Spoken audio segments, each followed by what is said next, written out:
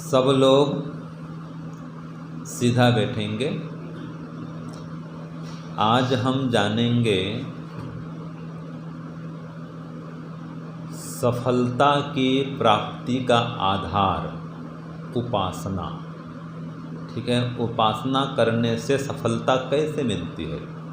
तो आइए एक बार सब मिल करके गायत्री मंत्र का जप करेंगे।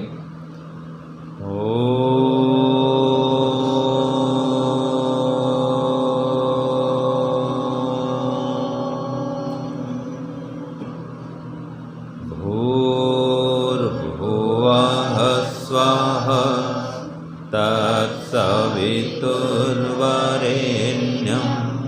भर्गो देवस्य धीमहि धियो यो नः प्रचोदयात्। सबको सादर नमस्ते जी। दर्शन योग महाविद्यालय महात्मा प्रभुआश्रित कुटिया सुंदरपुर रोहतक में सफलम भवतु शिविर के इस कक्षा में आप सबका हार्दिक स्वागत है, अभिनंदन है। देखिए, यह समय ईश्वर की उपासना का है।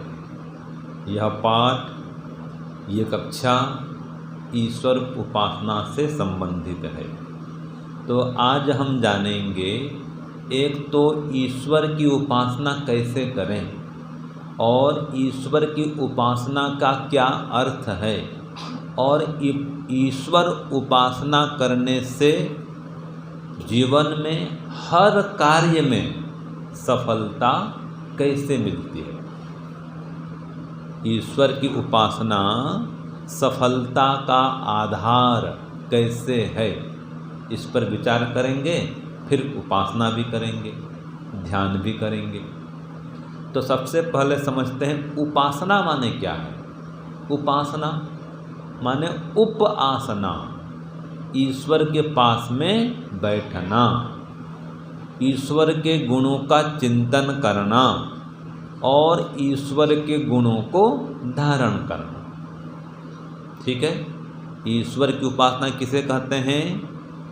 ईश्वर के पास में बैठना, ईश्वर के गुणों को धारण करना और उसके गुणों का चिंतन करना। पहले चिंतन करना, फिर धारण करना। तो ईश्वर के स्वरूप को समझना भी तो पड़ेगा। जिस ईश्वर की हम उपासना करेंगे वो ईश्वर कहाँ रहता है, उसका स्वरूप क्या है, उसका मुख्य नाम क्या है, वो क्या काम करता है, ये भी समझना पड़ेगा।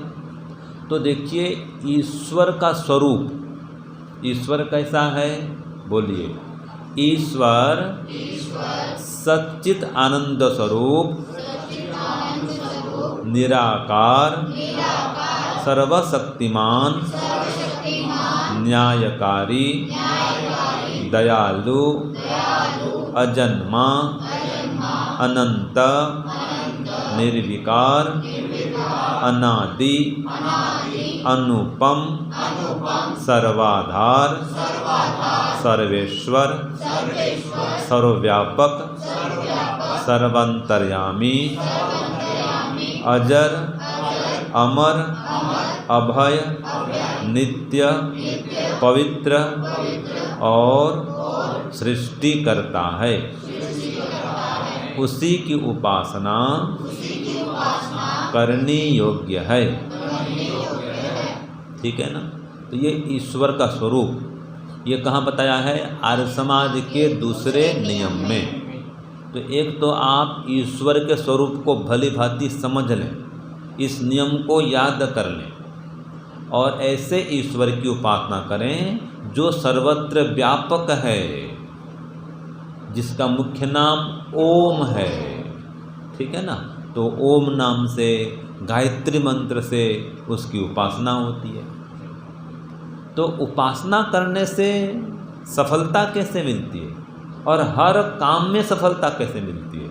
देखो, आप अग्नि पास बैठेंगे तो अग्नि के गुण आपके अंदर आएंगे ना कि नहीं आएंगे? आएंगे। गर्मी भी आएगी, प्रकाश भी मिलेगा। ऐसे ईश्वर की उपासना में बैठेंगे तो ईश्वर के गुण आपके अंदर आएंगे, है ना। ईश्वर में सफलता ही सफलता है, ठीक है कि नहीं? अच्छा, संसार का सबसे सफल कौन है? जो कभी असफल होता नहीं, जिसको आज तक असफलता मिली नहीं, हमेशा सफल ही सफल है। सफल था पहले भी, आज भी सफल है और आगे भी हमेशा सफल रहेगा। असफलता उसको मिलती ही नहीं है, उसकी सारी मनोकामनाएं पूरी होती हैं। तो कौन है वो? ईश्वर। तो जो उसकी उपासना करेंगे ये गुण आपके अंदर आएंगे। ईश्वर में आनंद है, आपको आनंद मिलेगा। ईश्वर में दुख नहीं है, आपको दुख नहीं आएगा। उस ईश्वर में न्याय है, आप न्यायकारी बनेंगे। ईश्वर में ज्ञान है, आपको ज्ञान मिलेगा। ईश्वर दयालु है, आप भी दयालु बनेंगे। ईश्वर अनंत शक्तिमान है तो आप भी शक्तिमान तो बनेंगे। अनंत शक्तिमान नहीं बने, शक्तिमान बनेंगे। ईश्वर अनंत सामर्थ्यमान है, आप सामर्थ्यवान बनेंगे। ईश्वर कभी हताश निराश नहीं होता, आप हताश निराश नहीं होंगे, हमेशा उत्साह से युक्त रहेंगे। तो ईश्वर की उपासना करने से सफलता इसलिए मिलती है कि ईश्वर की उपासना करने वाला हमेशा आशा से उत्साह से भरपूर रहता है। वो कभी हताश निराश नहीं होता। जिस काम को शुरू करता है उस काम को बीच में छोड़ता नहीं। और कितनी बाधाएं आए, विघ्न आए, रोग आए, उन सब को सहन कर लेता है। इतनी शक्ति मिलती है। तो ईश्वर की उपासना करने से शक्ति मिलती है, सामर्थ्य मिलता है, ज्ञान मिलता है, बल मिलता है। ठीक है, आत्मिक शक्ति भी, मानसिक शक्ति भी, शारीरिक शक्ति भी, ये सब कुछ मिलता है। एक विशेष ऊर्जा की प्राप्ति होती है, अदम्य उत्साह मिलता है, मन इंद्रियों पर नियंत्रण बढ़ जाता है। ठीक है जी। तो उसकी आत्मिक शक्ति, विल पावर, इसके बढ़ जाने से वो हर काम में सफल होता है, कभी विचलित नहीं होता। विपरीत से विपरीत स्थिति में धैर्य को खोता नहीं है, शांत, गंभीर, संतुष्ट, प्रसन्न रहता है, नई नई बुद्धि से युक्त होता है। क्योंकि ईश्वर की उपासना करने से विशेष बुद्धि की प्राप्ति होती है। और देखो, कोई भी काम करना हो बुद्धि चाहिए ना। क्या बुद्धिहीन व्यक्ति सफल हो सकता है? नहीं। तो ईश्वर की उपासना करने से बुद्धि मिलती है, सत्वगुण उभर आता है, तमोगुण रजोगुण दबे रहते हैं। व्यक्ति आलसी प्रमादी नहीं होता, पुरुषार्थी बनता है, उसकी कार्य करने की क्षमता बढ़ जाती है। ठीक है, और सहनशीलता आ जाती है। कोई उसका अपमान कर दे, कुछ भी कर दे, दुखी नहीं होता, अपने लक्ष्य की ओर वो हमेशा आगे बढ़ते रहता है, सफलता को प्राप्त करता है। हम जो ईश्वर की उपासना करते हैं उसमें वैदिक संध्या भी है। वैदिक संध्या में सबसे पहला मंत्र यही है, ओम शन्नो देवी रभिष्टय आपो भवन्तु पीतये संयो रभि स्रवन्तु नः। इस मंत्र में मनोवांछित सुख के लिए प्रार्थना है। इसको अभिष्ट सुख कहा है। अभिष्ट ये माने सांसारिक उन्नति, प्रगति, सांसारिक सुख, इसकी प्रार्थना है। और पीत ये पूर्ण सुख, मोक्ष की प्रार्थना है। ठीक है जी। तो ईश्वर की उपासना करने वाला भौतिक उन्नति प्रगति भी करता है और समस्त दुखों से छुटकारा भी पाता है। और देखो, ईश्वर की उपासना करने वाले को उसके जीवन रूपी फल, जीवन रूपी वृक्ष में 4 फलों की प्राप्ति होती है। आप बोलते हैं ना इसका जीवन सफल हो गया। सफल माने क्या है? सफल, हमने शिविर का नाम दिया सफलम भवतु। तो सफलम भवतु, कदा सफलम भवतु, कब सफल होंगे? जब आपके जीवन में 4 फल आएंगे तो आपका जीवन सफल होता है। जैसे पेड़ में आम का पेड़ लगा दिया तो फल आ गया, तो पेड़ सफल हो गया। और जिस पेड़ में फल नहीं आ रहा है तो सफल नहीं है वो। ऐसे ही विवाह करने पर पुत्र पुत्री की प्राप्ति हो गई तो विवाह सफल हो गया, ठीक है। अगर बेटे बेटी नहीं हो रहे तो सफल नहीं कहेंगे गृहस्थ को। ऐसे ही मानव जीवन में 4 फल आते हैं। इन 4 फलों के लगने पर जीवन सफल होता है। और इन 4 फलों की प्राप्ति हेतु संध्या में प्रार्थना है, वैदिक संध्या में प्रार्थना है। क्या प्रार्थना है? हे ईश्वर दयानिधे भवत् कृपयानेन जपोपासनादि कर्मणा धर्म अर्थ काम मोक्षाणां सद्यः सिद्धिर्भवेन्नः। ये 4 फल लगते हैं जीवन में तो जीवन सफल होता है। वो कौन कौन है? बोलो। धर्म अर्थ काम मोक्ष। धर्म क्या है? जिसको धारण किया जाए, जिसको धारण करने से अभ्युदय और निःश्रेयस दोनों की प्राप्ति होती है। इस लोक में परलोक में दोनों जगह सुख मिलता है, वो धर्म है। जिसके धारण करने से आपका भी कल्याण होता है और संसार का भी कल्याण होता है, वो धर्म है। तो ईश्वर की उपासना करने वाला धार्मिक होता है, वो धर्म को धारण करता है। जैसे कहा अहिंसा परमो धर्म, उपासना करने वाला हिंसा नहीं करता, अन्याय नहीं करता, अधर्म नहीं करता, तो धार्मिक होता है। स्वयं भी सुखी रहता है और दूसरों को सुखी करता है।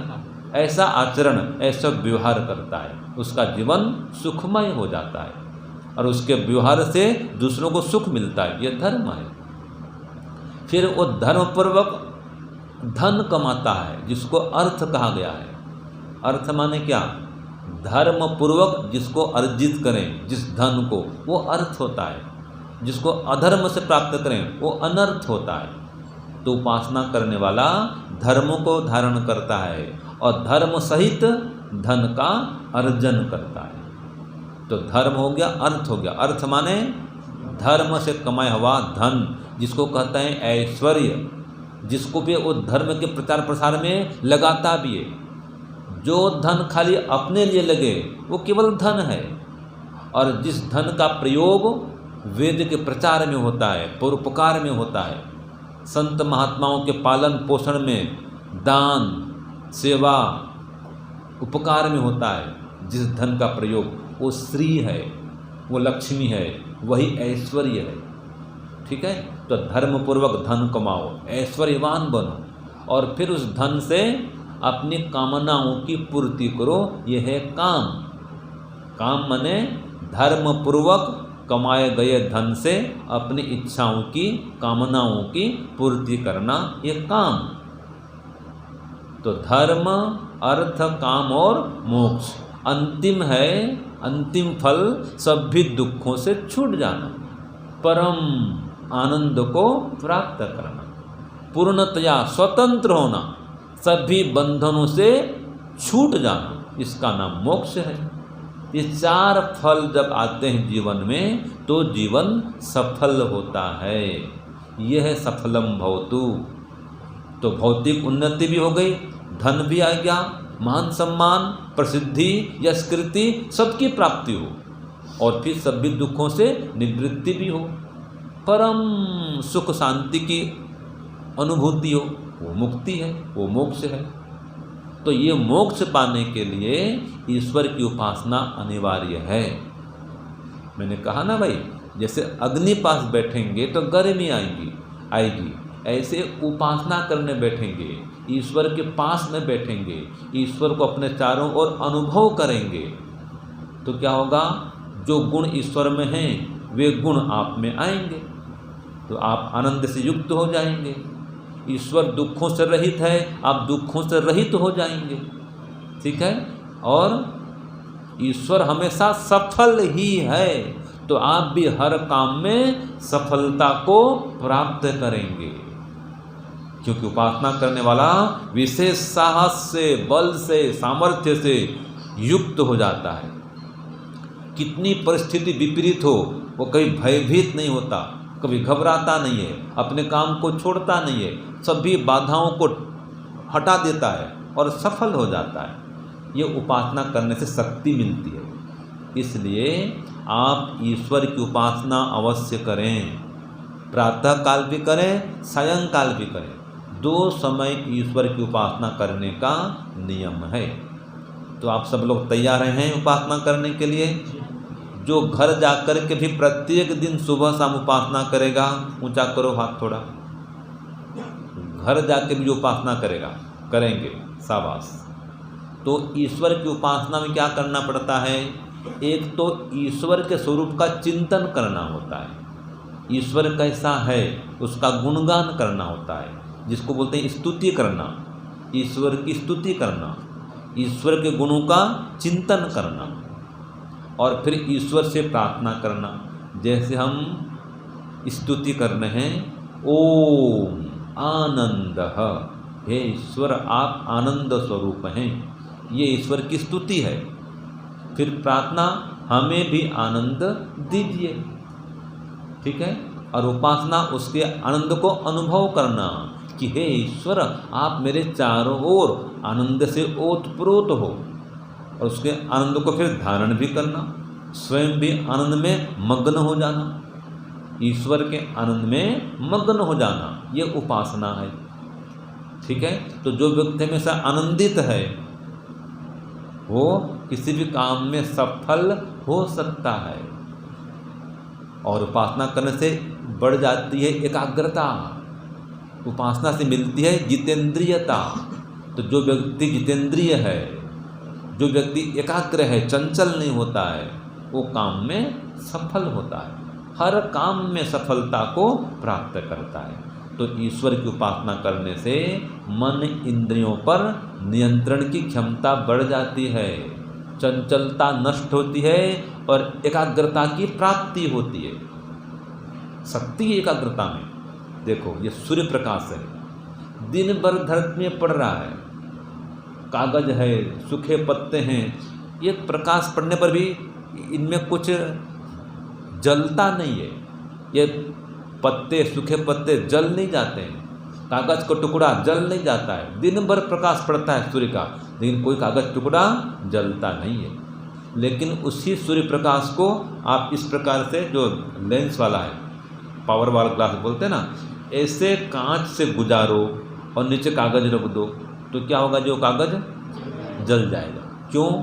क्योंकि इस लेंस ने, ये पावर ग्लास ने सूर्य प्रकाश को एक जगह केंद्रित कर दिया है ना, फोकस कर दिया, शक्ति बढ़ गई, तो वो कागज को जला दिया।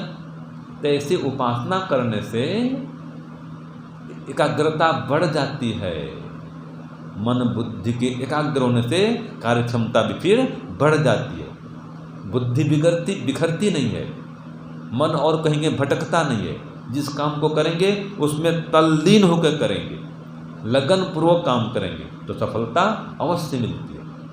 और परमात्मा ज्ञान भी देता है, बुद्धि भी देता है और शक्ति भी देता है, आत्मिक बल भी बढ़ाता है, शारीरिक बल बढ़ाता है, मानसिक बल बढ़ाता है, बौद्धिक बल बढ़ाता है, और स्वयं भी सहायता करता है। ईश्वर स्वयं सहायक होता है और समाज वाले भी उसकी सहायता करते हैं, वो परोपकारी होता है, धर्मात्मा होता है, तो सब लोग उसकी सहायता भी करते हैं, तो उसको हर काम में सफलता मिलती है। तो ये कह सकते हैं जो ईश्वर की उपासना है ये सफलता का आधार है।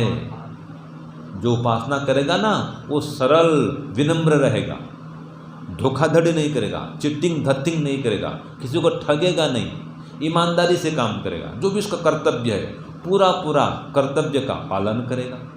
तो जहाँ भी रहेगा उसको लोग अच्छा कहेंगे ना जी, उसकी सहायता करेंगे। वो धूर्तता नहीं करेगा, ठगेगा नहीं, हिंसा नहीं फैलाएगा, चोरी नहीं करेगा, झूठ नहीं बोलेगा, किसी का शोषण नहीं करेगा, किसी पर अन्याय नहीं करेगा, वो ईश्वर के गुण से युक्त होगा, तो उसको समाज वाले भी अच्छा मानेंगे, उसकी सहायता करेंगे, उसका सपोर्ट करेंगे, तो उसको सफलता मिलेगी। तो ईश्वर की उपासना करने से ईश्वरीय गुणों की प्राप्ति होती है। अब जिसके अंदर ईश्वरी गुण आ गए वो शक्तिमान बन जाता है, बुद्धिमान बन जाता है, ऐश्वर्यवान बन जाता है, अन्य गुणों से गुणवान हो जाता है और जीवन में सफल हो जाता है। हर काम में वो सफलता को प्राप्त करता है। ईश्वर की उपासना करने वाले के जीवन में ये धर्म, अर्थ, काम और मोक्ष 4 फल लगते हैं। समय लगता है, जितना योग्य हो, जितना जल्दी विवेक वैराग्य बढ़ाए, समाधि लगाए, ये 4 फल उतने जल्दी से उसको प्राप्त हो जाते हैं। तो कुल मिलाकर के जो उपासना है वो सफलता का आधार है। जो ईश्वर की उपासना नहीं करता उसका जीवन सफल नहीं हो सकता, उसका जीवन असफल है। ये चर्चा आई है केन उपनिषद में। अगर इसी जन्म में ईश्वर को जान लिए तब तो जीवन सफल है, और अगर ईश्वर को जान नहीं सके तो जीवन असफल है। और ईश्वर को जानने के लिए उसकी उपासना अनिवार्य है, उसके गुणों का चिंतन अनिवार्य है, स्वाध्याय करना अनिवार्य है। ठीक है ना जी। तो स्वाध्याय से, सत्संग से, ईश्वर की उपासना से ईश्वर का ज्ञान होता है। और जब फिर ध्यानस्थ हो जाएंगे, ध्यान में बैठ जाएंगे, तो विशेष विशेष ईश्वर के गुणों को धारण करेंगे, जिसके धारण करने से आपका जीवन महान बनेगा, आपका जीवन सफल हो जाएगा। तो आज हम ईश्वर की उपासना को कैसे करके करें, इस पर कुछ विचार करते हैं। सिद्धांत रूप में भी जानेंगे और इसको क्रिया रूप में भी करेंगे।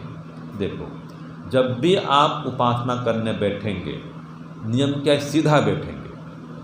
ठीक है, कमर, गर्दन, रीढ़ की हड्डी सबको एक सीध में करेंगे। आँखों को कोमलता से बंद करेंगे। बंद करिए। अपने चारों ओर ईश्वर का अनुभव करेंगे कि हे ईश्वर, आप मेरे चारों ओर प्रकाश के समान, आकाश के समान व्याप्त हैं, वायु के समान विद्यमान हैं। तो ईश्वर को अपने चारों ओर अनुभव करेंगे और ईश्वर की सत्ता का अनुभव करते हुए विचार करेंगे कि हे ईश्वर, आप सर्वरक्षक हैं, सर्वत्र व्यापक हैं, सर्वज्ञ हैं, सर्वाधार हैं। आप परमात्मा सर्वांतर्यामी हैं। आप अजर, अमर, अविनाशी हैं, नित्य हैं, पवित्र हैं, सृष्टिकर्ता हैं। इस प्रकार हे प्रभु, आप अनंत गुणवान हैं, अनंत दयावान हैं, अनंत बलवान हैं, अनंत ज्ञानवान हैं, अनंत आनंदवान हैं। आप परमपिता परमात्मा हम सब भक्तों के अंदर भी और बाहर भी सर्वत्र विराजमान हैं। इस प्रकार परमात्मा को चारों ओर अनुभव करते हुए आसन को स्थिर करके फिर प्राणायाम करते हैं। श्वास को बाहर निकालिए। बाहर निकाल करके श्वास को बाहर रोक दीजिए और मन में ओम का जप करिए। जितना देर रोक सकते हैं रोकिए। आँख बंद रहेगा। आँख बंद करके दोनों आँखों के बीच में धारणा करिए। जब घबराहट हो फिर श्वास को अंदर लीजिए। ये बाह्य प्राणायाम है। श्वास को बाहर निकालना, बाहर ही रोक देना और मूल बंध लगाना, अर्थात मूल इंद्रियों को, गुदा द्वार को संकुचित करना। तो ये प्राणायाम का बाह्य अभ्यास। श्वास को बाहर निकालना, फिर बाहर निकाल करके रोक देना, और जब घबराहट हो तो धीरे धीरे अंदर लेना। एक प्राणायाम के पश्चात कुछ देर विश्राम करना, मन ही मन ओम का जप करना। एक प्राणायाम के तुरंत बाद अगला प्राणायाम नहीं करना, अपितु श्वास प्रश्वास को सम करना, स्थिर करना और दूसरा प्राणायाम या अगला प्राणायाम शुरू करना। तो श्वास को निकालते हुए भी मन में ओम का जप करना, श्वास बाहर रोक करके भी मन में ओम का जप करना, और श्वास को जब अंदर लेंगे तो भी मन में ओम का ही जप करना। ये बाह्य प्राणायाम हुआ। तो पहले आसन को स्थिर करते हैं, फिर इस प्रकार प्राणायाम करते हैं। कम से कम 3 प्राणायाम करना, अधिक से अधिक 21 भी कर सकते हैं। तो एक प्राणायाम करके कुछ देर विश्राम करना, फिर दूसरा प्राणायाम शुरू करना, फिर दूसरा प्राणायाम करके फिर कुछ देर विश्राम करना, फिर तीसरा प्राणायाम करना। आगे फिर समय हो तो और भी चौथा पांचवा आगे बढ़ा सकते हैं। तो आसन प्राणायाम, और फिर प्रत्याहार माने मन को, इंद्रियों को एकदम शांत करना, विषयों से हटा देना। रूप, रस, शब्द, गंध, स्पर्श, इन विषयों से मन को हटाना, इंद्रियों को रोकना, ये प्रत्याहार है। आंख बंद रखना, बाह्य ध्वनि को सुनने में मन नहीं लगाना। कोई विषय आ रहा है, किसी भी विषय में आसक्त या आकर्षित नहीं होना, ये प्रत्याहार है। और इसके लिए धारणा करना, आंख बंद करके दोनों आँखों के बीच में भ्रू मध्य में दृष्टि जमाना। आंख बंद रखिए और दृष्टि जमाइए भ्रू मध्य में, इसको धारणा कहते हैं। और फिर ध्यान शुरू करना, अर्थात ईश्वर की उपासना, ईश्वर का ध्यान, गायत्री मंत्र के माध्यम से, ओम जप के माध्यम से, और भी अनेक मंत्र हैं। त्र्यंबकम यजामहे, ये महामृत्युंजय मंत्र है। ऐसे वेद मंत्रों से ईश्वर की उपासना करना। ऐसे ही ओम आनंदः, इसके माध्यम से उपासना करना। ओम असतो मा सद्गमय, ओम तमसो मा ज्योतिर्गमय, ओम मृत्योर्मा अमृतम गमय, इसका जप करते हुए उपासना करना। और अंतिम में वैदिक संध्या भी करना। तो इस प्रकार से ध्यान काल में एक तो ओंकार ध्यान करना होता है, ओम का उच्चारण करते हुए मन ही मन ईश्वर की उपासना ये करना होता है। ओम का भी जब ध्यान करते हैं और गायत्री मंत्र से भी करते हैं। त्र्यंबकम यजामहे, इस मंत्र से भी करते हैं। और भी मंत्र ले सकते हैं, और भी जप के वाक्य ले सकते हैं। ध्यान काल में ये नियम है कि मन कहीं बाहर नहीं भटके, एक चित्त होकर के ईश्वर के चिंतन में या जो मंत्र लिए हैं उस मंत्र में मग्न हो जाना। मंत्र में मन होना और मन में मंत्र होना, ये ध्यान है, जिसे योग दर्शन में कहा है योगश्चित्त वृत्ति निरोधः, कि चित्त की समस्त वृत्तियों को अर्थात मन के सांसारिक विचारों को रोक देना और ईश्वर के गुणगान में मग्न हो जाना, ईश्वर के ध्यान में लीन हो जाना। इससे फिर समाधि की प्राप्ति होती है। जिस गुण से हम ईश्वर का बारंबार गुणगान करते हैं उस गुण का साक्षात्कार हो जाता है, ईश्वर की अनुभूति होती है उस गुण के माध्यम से। जैसे हमने जप किया ओम सर्वव्यापक, तो हे ईश्वर आप सर्वत्र व्यापक हैं, ऐसी भावना बनाते हैं, ऐसा चिंतन करते हैं, मनन करते हैं कि हे प्रभु आप मेरे चारों ओर व्याप्त हैं। तो ईश्वर के जब व्यापकत्व की अनुभूति होती है, साक्षात्कार हो जाता है कि हाँ कि हे ईश्वर आप मेरे चारों ओर व्याप्त हैं, यह साक्षात अनुभव होना ये समाधि है, ये ध्यान का फल है। जब समाधि लग जाती है तो फिर ईश्वर से ज्ञान मिलता है, ईश्वर से आनंद मिलता है, और संसार के विषयों में आसक्ति नष्ट होती है, अविद्यादि क्लेश समाप्त होते हैं। सभी क्लेश फिर जब समाप्त हो जाते हैं तो जीवन सफल हो जाता है। ये है जीवन की सफलता, सभी क्लेशों को नष्ट कर देना।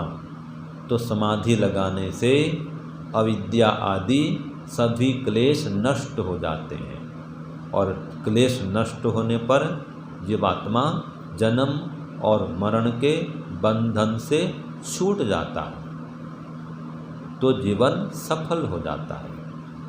तो ये ईश्वर की उपासना से सफलता की प्राप्ति होती है, तभी जीवन सफल होता है। तो आइए ईश्वर की उपासना में अब हम एकाग्र चित्त होकर के बैठते हैं।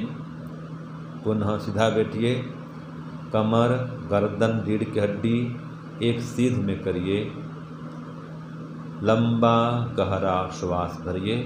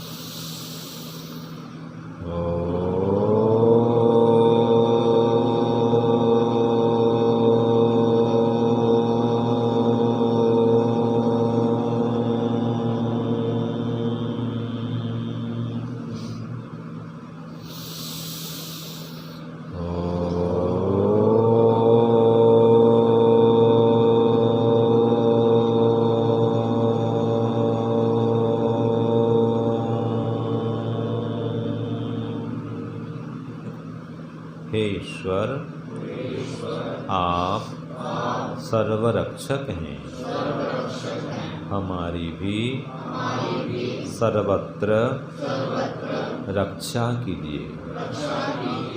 ओम सर्वव्यापक,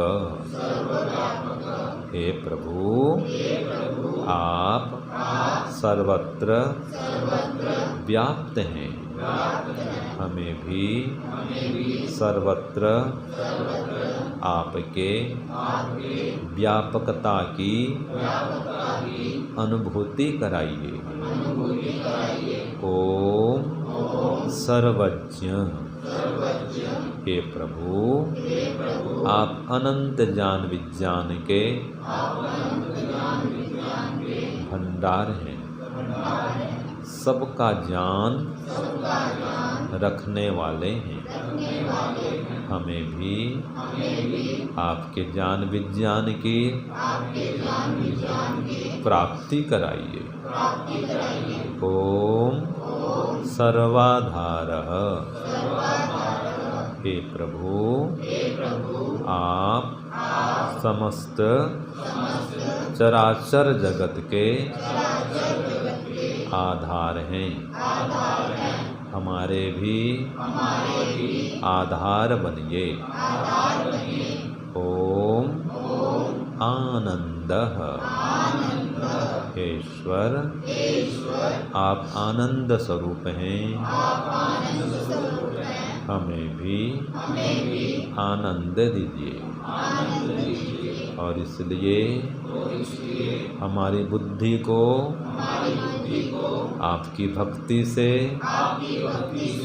ओतप्रोत कीजिए, हमें यम नियम के पालन में समर्थ बनाइए, हमारी बुद्धि को सन्मार्ग में ही, वेद मार्ग में ही प्रेरित कीजिए। इसलिए गायत्री मंत्र के माध्यम से आपकी उपासना करते हैं। ओम भूर्भुवः स्वः तत्सवितुर्वरेण्यं भर्गो देवस्य धीमहि धियो यो नः प्रचोदयात्।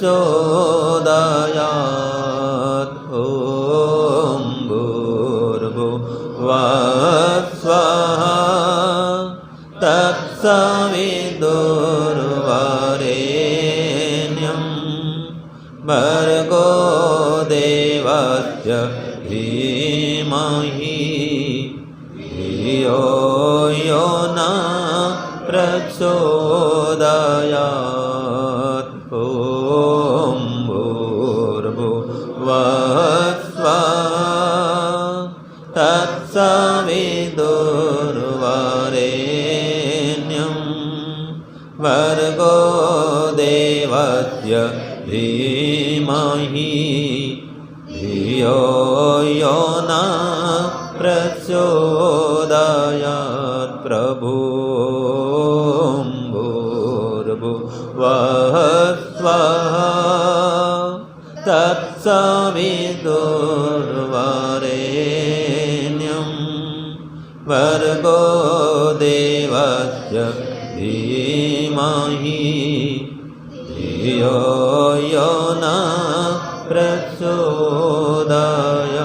हे प्रभु ॐ भूर्भुवः स्वः तत्सवितुर्वरेण्यं भर्गो देवस्य धीमहि धियो यो नः प्रचोदयात्। धियो यो नः प्रचोदयात्। ओम। हे ईश्वर, यह ओम आपका मुख्य नाम है। इस नाम के साथ आपके ब्रह्मा, विष्णु, शिव, शंकर, गणपति, सरस्वती, लक्ष्मी आदि सभी नाम लग जाते हैं। भूः, हे प्रभु, आप प्राणदायक हैं। भुवः, आप दुखनाशक हैं। स्वः, आप सुखदायक हैं। तत्सवितुर, आप सकल जगत के उत्पादक हैं। वरेण्यम, आप सर्वश्रेष्ठ वरणीय हैं। भर्गो, हे भगवान, आप समस्त क्लेशों को भस्म करने वाले हैं। देवस्य, आप परमात्मा देव का धीमहि हम ध्यान करते हैं। धियो यो नः, आप हमारी बुद्धि को प्रचोदयात् सन्मार्ग में प्रेरित करें। इसलिए प्रार्थना करते हैं। ओम असतो मा सद्गमय, बोलो ओम।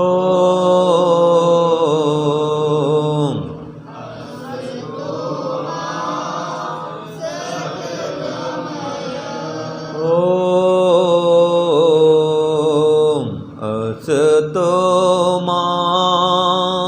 सद्गमय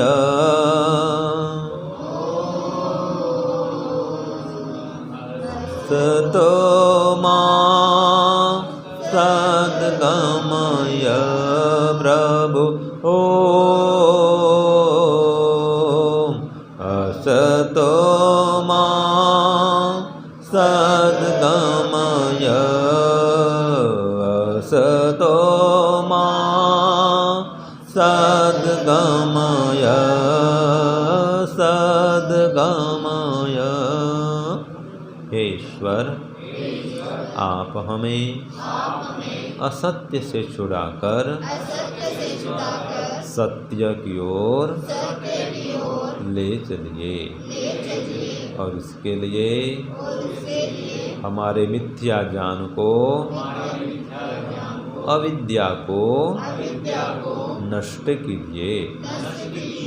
इसलिए निवेदन करते हैं ओम तमसो मा ज्योतिर्गमय बोलो ओम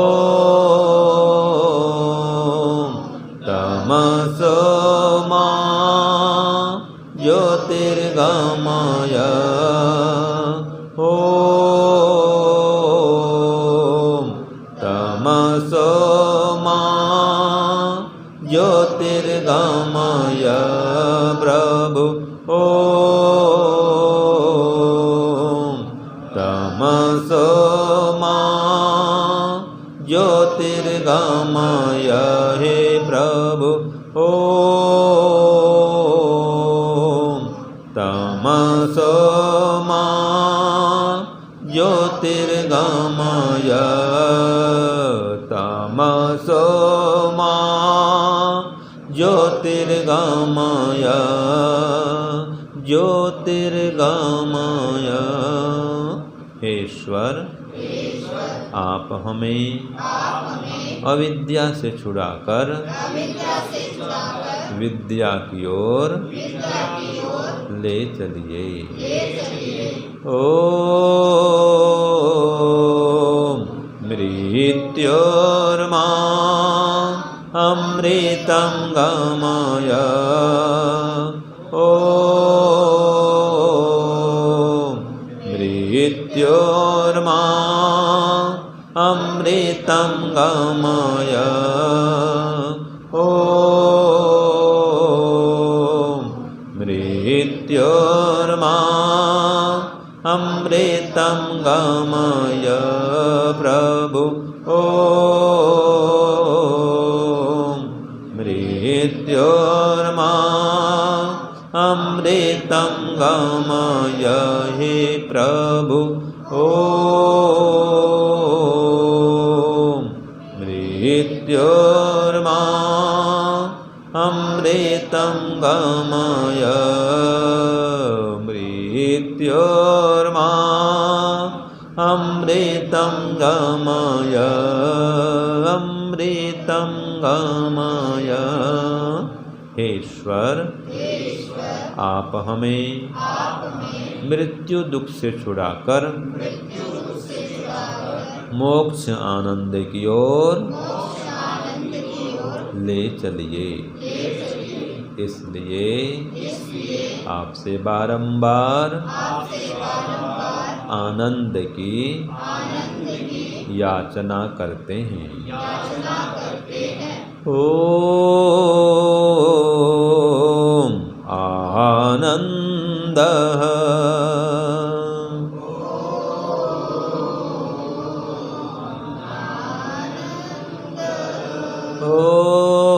ओम आनंदः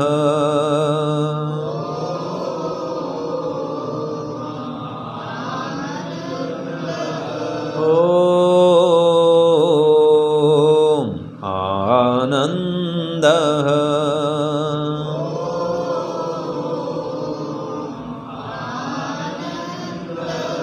प्रभु ओम आनंदः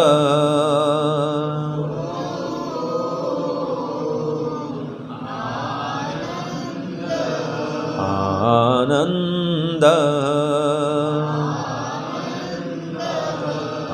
आनंद।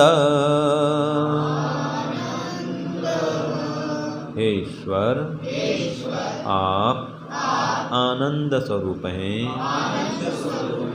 हमें भी आनंद दीजिए। ओम आनंदः। हे प्रभु, आप आनंद स्वरूप हैं, हमें भी आनंद दीजिए। ओम आनंदः। हे प्रभुदेव, आप अनंत आनंद के भंडार हैं, हमें भी आपके आनंद का पान कराइए। ओम आनंदः। हे ईश्वर, आप हमारे चारों ओर आनंद से ओतप्रोत हैं, हमें भी आपके आनंद की अनुभूति कराइए। ओम आनंदः। हे ईश्वर, आप हमारे अंदर बाहर सर्वत्र आनंद से व्याप्त हैं, हमें भी आपके व्यापकत्व का बोध कराइए। इसलिए अब हम मानसिक रूप से आपकी उपासना ध्यान आरंभ करते हैं। श्वास को देखिए, श्वास अंदर जाए तो मन ही मन बोलिए ओम आनंदः।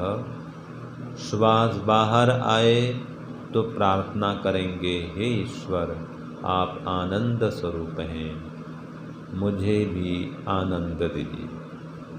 भावना बनाइए कि हे प्रभु, आप मेरे चारों ओर आनंद से व्याप्त हैं, मुझे भी आपके व्यापकत्व का बोध कराइए। आप सर्वत्र आनंद में मग्न होकर विद्यमान हैं, मुझे भी आपके आनंद की अनुभूति कराइए। ओम आनंद। हे ईश्वर, आप आनंद स्वरूप हैं, मुझे भी आपके आनंद की अनुभूति कराइए। इसी का मन में ध्यान करिए, मानसिक ध्यान, मानसिक उपासना। श्वास को देखिए, श्वास अंदर जाए तो ओम आनंदः, श्वास बाहर आए तो प्रार्थना करिए, हे ईश्वर, आप आनंद स्वरूप हैं, मुझे भी आनंद दीजिए। मन ही मन करिए।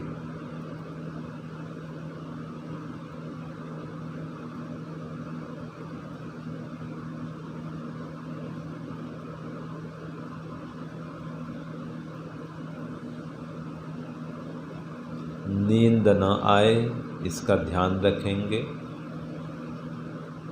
सीधा बैठेंगे, मन में केवल मंत्र हो, मंत्र में मन हो। ओम आनंदः। हे ईश्वर, आप आनंद स्वरूप हैं, मुझे भी आनंद दीजिए। इसी का ध्यान हो बस।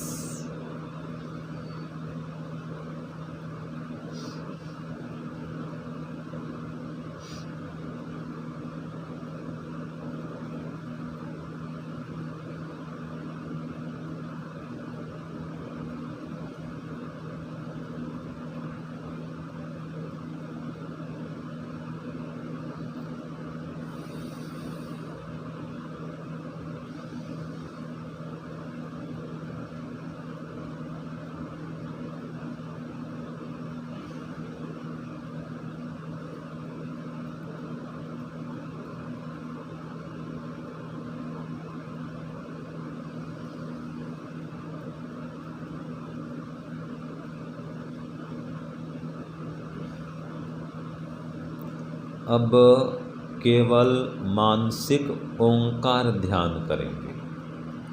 मन ही मन ओम का ध्यान। श्वास अंदर जाए तो ओम, श्वास बाहर आए तो ओम। श्वास को देखिए, श्वास को ढीला छोड़िए। अपने आप श्वास आएगा, अपने आप श्वास जाएगा। श्वास अंदर जाए तो ओम, श्वास बाहर आए तो ओम। केवल ओम, केवल ओम, केवल ओम। दूसरा कोई विचार नहीं। मन में ओम और ओम में मन। केवल मैं जीवात्मा, मेरा परमात्मा। मैं भक्त, मेरा भगवान। तीसरा कोई नहीं। अनुभव करिए, मैं एक आत्मा हूँ, शरीर से अलग हूँ। शरीर तो नाशवान है, मैं चेतन जीवात्मा हूँ और परमात्मा का पुत्र हूँ।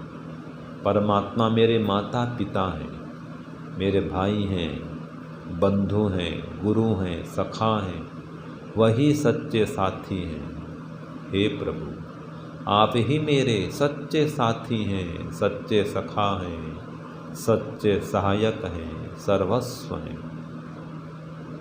हर समय साथ रहने वाले हैं, हमेशा साथ देने वाले हैं और मेरे समस्त दुखों को नष्ट करने वाले हैं। इसलिए हर श्वास में मैं आपका ही नाम लेता हूँ, आपका ही ध्यान करता हूँ। शरीर शांत, मन भी शांत। सिर से पैर तक, पैर से सिर तक, एक एक अंग को शांत, स्थिर, शिथिल करिए। कोई तनाव नहीं, कोई खिंचाव नहीं। आराम से सहज रूप में बैठिए। श्वास को देखिए। श्वास अंदर जाए तो ओम, श्वास बाहर आए तो ओम। दूसरा कोई विचार नहीं। ओंकार का ध्यान, बस केवल ओंकार ध्यान। और अनुभूति कीजिए कि हे प्रभु, आप मेरे चारों ओर व्याप्त हैं। जिसे खाली स्थान व्याप्त है, इसको आकाश कहते हैं, वैसे आप परमात्मा मेरे चारों ओर व्याप्त हैं। मेरे अंदर भी हैं, मेरे बाहर भी हैं। इसी समय विराजमान हैं और मुझे साक्षात देख रहे हैं, क्योंकि मेरे सामने ही हैं। मेरी प्रार्थना को सुन भी रहे हैं, मुझको जान रहे हैं, क्योंकि आप अंतर्यामी हैं, सर्वांतर्यामी हैं, सर्वत्र व्यापक हैं। यह आपका अद्भुत स्वरूप भगवान, कि आप सर्वरक्षक हैं, सर्वव्यापक हैं, सर्वज्ञ हैं, सर्वाधार हैं, सर्वांतर्यामी हैं। मन ही मन ध्यान करिए, अनुभूति करिए कि हे ओम परमात्मा, आप मेरे चारों ओर व्याप्त हैं। आप ही मेरे जीवन को सफल बनाने वाले हैं। मुझे धर्म, अर्थ, काम और मोक्ष की प्राप्ति कराने वाले हैं। मुझे समस्त दुखों से निवृत्ति दिलाने वाले हैं। यही तो जीवन की सफलता है और ये आपकी सहायता बिना, आपकी कृपा बिना संभव नहीं है। और जो आपकी उपासना करता है, आपकी आज्ञा का पालन करता है, आप उसी पर कृपा करते हैं, उसी की सहायता करते हैं और उसे समस्त दुखों से छुटकारा देकर उसके जीवन को सफल कर देते हैं। इसलिए हे भगवान, मैं भी प्रत्येक दिन प्रातः सायं आपकी उपासना करूं, ध्यान करूं, आपके गुणों को धारण करूं। यम नियम, आसन, प्राणायाम, प्रत्याहार, धारणा, ध्यान, समाधि, यह अष्टांग योग का अनुष्ठान करूं और समस्त अविद्या आदि क्लेशों को नष्ट करके जीवन को सफल करूं। इसके लिए हे परमात्मा मेरी सहायता कीजिए, मुझे शक्ति दीजिए, मुझे तत्व ज्ञान दीजिए, विवेक वैराग्य दीजिए, मेरी समाधि लगाइए, आपकी अनुभूति कराइए। यही प्रार्थना भगवान, मेरी प्रार्थना को स्वीकार करिए। इसलिए वैदिक संध्या के प्रथम मंत्र और अंतिम मंत्र के द्वारा भी आपकी उपासना करता हूँ। ओम शन्नो देवीरभीष्टय आपो भवन्तु पीतये संयोरभिस्रवन्तु नः। हे ईश्वर, यही मेरे जीवन का लक्ष्य है कि सांसारिक उन्नति प्रगति करना और मोक्ष आनंद को भी प्राप्त करना। इसलिए हे सर्वकल्याणकारी, सर्वत्र व्यापक, समस्त मनोकामनाओं को पूर्ण करने वाले परमेश्वर, मैं आपकी उपासना करता हूँ और आपके मोक्ष पद को प्राप्त करके जीवन को सफल बनाना चाहता हूँ। आप मेरे चारों ओर सुख शांति समृद्धि की वृष्टि कीजिए। इसलिए संध्या मंत्र के अंतिम मंत्र से आपसे प्रार्थना करता हूँ, आपको नमन करता हूँ और आपका धन्यवाद करता हूँ। आपकी सहायता से ही मैंने यह उपासना ध्यान संपन्न किया है। इसलिए संध्या मंत्र से आपको बार बार नमन करता हूँ और आभार व्यक्त करता हूँ। ओम नमः शंभवाय च मयो भवाय च नमः शंकराय च मयस्कराय च नमः शिवाय च शिवतराय च।